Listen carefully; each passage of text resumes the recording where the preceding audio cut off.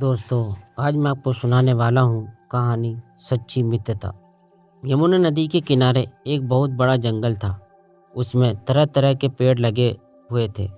कोई आम का था तो कोई बबूल का, कोई बरगद का था तो कोई पीपल का। उन पेड़ों पर अनेकों पंछी रहते थे।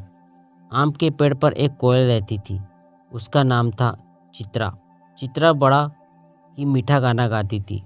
तोता, मैना, कौवा, कबूतर आदि सभी पंछी सुबह शाम काम में लगे रहते थे। दोपहर में वे थोड़ा आराम करते थे।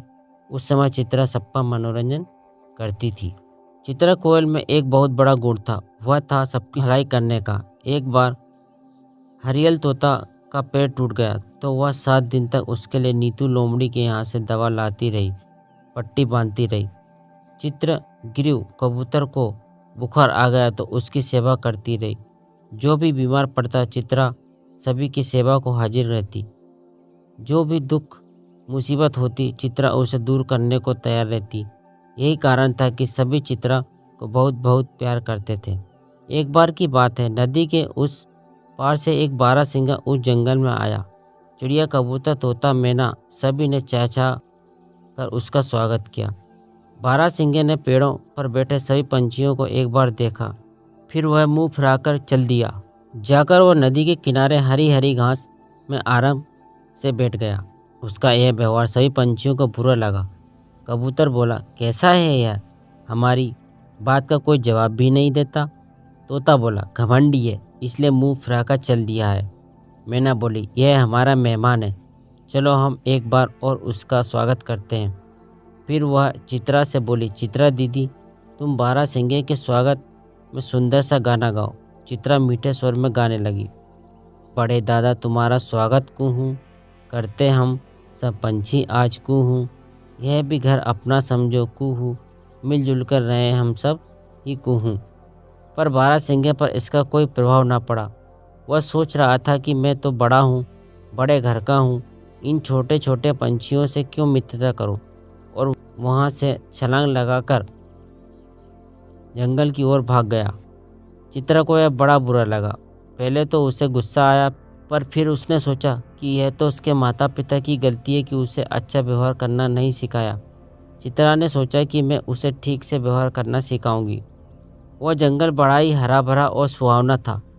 खाने को भी वहाँ खूब मिल जाता था, इसलिए बारहसिंगा वहाँ झाड़ियों में सींग उछला कर खेलता रहता था। कबूतर, मैना, तोता कोई भी उससे बोलने का प्रयास नहीं करते थे। बोलती तो उससे चित्रा भी नहीं थी, पर उसका आना चित्रा को अच्छा लगने लगा था।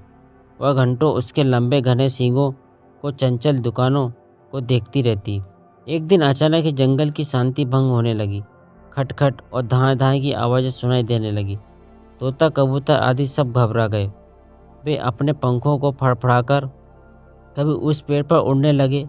इतने में कौवा भागा भागा आया और बोला, भागो यहाँ से, 2 शिकारी आ रहे हैं, उनके पास बंदूक भी है, भून डालेंगे हम सभी को। कौवे की बात सुनते ही सभी पंछी अपने घोंसलों को छोड़कर तेजी से नदी के उस पार उड़ चले। रास्ते में चित्रा ने देखा बारहसिंगा दौड़ा दौड़ा उसी जंगल में जा रहा है। चित्रा चिल्लाई, दादा वहाँ ना जाना, शिकारी है, भून डालेंगे। बारहसिंगे ने, जैसी कि उनकी आदत थी, पंछियों को देखकर भी अनदेखा कर दिया था। चित्रा अभी कह ही रही थी कि वह तेजी से छलांग लगाकर आगे बढ़ गया था। चित्रा की पूरी बात भी वह ना सुन पाया था। जंगल में जाते ही बारहसिंगे ने शिकारियों को देखा। अब उसकी समझ में सारी बात आ गई। वह तेजी से वहां से भागा। उसने पीछे मुड़कर भी न देखा, पर शिकारियों ने उसे भागते हुए देख लिया।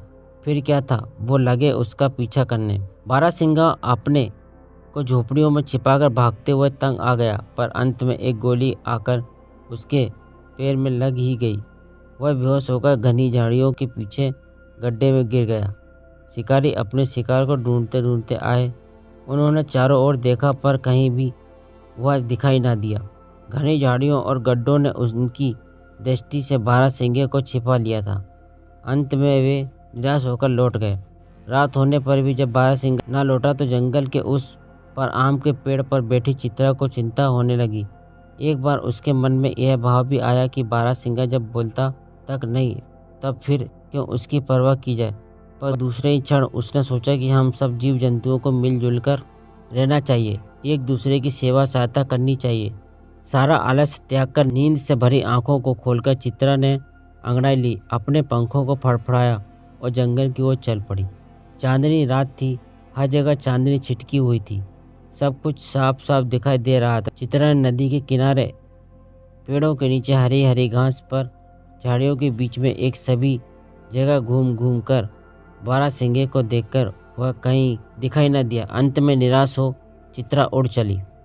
झाड़ियों के बीच में से वह उड़ रही थी, तभी उसकी निगाह उस जगह पड़ी जहाँ बारहसिंगा पड़ा था। वह तुरंत नीचे उतरी। उसने देखा कि बारहसिंगा बेहोश पड़ा है। वह अपनी चोंच में भरकर 3-4 बार पानी लाई और उसे बारहसिंगे के मुंह में डाला। तब कहीं जाकर उसे होश आया। आंखें खुलने पर बारहसिंगे ने अपने सामने चित्रा कोयल को देखा। सुबह की घटना उसकी आंखों के सामने घूम गई। पल भर में उसका समझ में सारी बात आ गई। यह सोचकर कि वही चिड़िया मेरी सहायता कर रही है जिससे मैं बात तक नहीं करता था, बारहसिंगे की आंखों में आंसू भरा। अभी आई दादा कहकर चित्रा उड़ गई। थोड़ी देर बाद लौटी तो उसकी चोंच में लगी थी हरी हरी घास और फल। आते ही बोली, सुबह से भूखे हो, लो खाओ। भूखा तो था ही बारहसिंगा, वह जल्दी जल्दी खाने लगा। अंत में उससे ना रह गया और पूछ ही बैठा, चित्रा बहन एक बात बताओ कि तुम मेरी इतनी सहायता इतनी सेवा क्यों कर रही हो? मैं तो तुमसे बोलता तक ना था। सुबह भी मैंने तुम्हारी बात नहीं सुनी थी। चित्रा मुस्कुराई और बोली, भैया हम दूसरों के काम आ पाएँ, उनकी सहायता कर पाएँ, इसी में जीवन की सार्थकता है। जो केवल अपने लिए जीते हैं और सोचते हैं वह बड़े तुच्छ होते हैं। बारहसिंगे की समझ में भी बात आने लगी थी। बोला, हाँ हम सबको एक ही ईश्वर ने बनाया है, हम सब भाई बहन हैं, सभी को मिलजुल कर ही रहना चाहिए। रात आधी के करीब बीत चुकी थी। चित्रा ने बारहसिंगे से सोने के लिए कहा और स्वयं भी आम के पेड़ पर बने अपने घोंसले में जाकर सो गई। दूसरे दिन यमुना नदी के उस पार से सभी पंछी भी वापस आ गए। अब बारहसिंगा, तोता, मैना, कौवा, कबूतर सभी से बड़े स्नेहपूर्वक बातें करता। किसी को भी उससे शिकायत नहीं रही। चित्रा कोयल ने नीतू लोमड़ी के यहाँ से रोज दवा ला लाकर बारहसिंगे को स्वस्थ बना दिया था। वह तो अब उसकी पक्की सहेली ही बन गई है। दोनों दोपहर को आम की अमराई में बैठे बैठे बतियाते रहते हैं। कहानी अच्छी लगी तो वीडियो को लाइक कर दें, चैनल को सब्सक्राइब कर दें ताकि आपको ऐसी इंटरेस्टिंग कहानियाँ आगे भी मिलती रहें।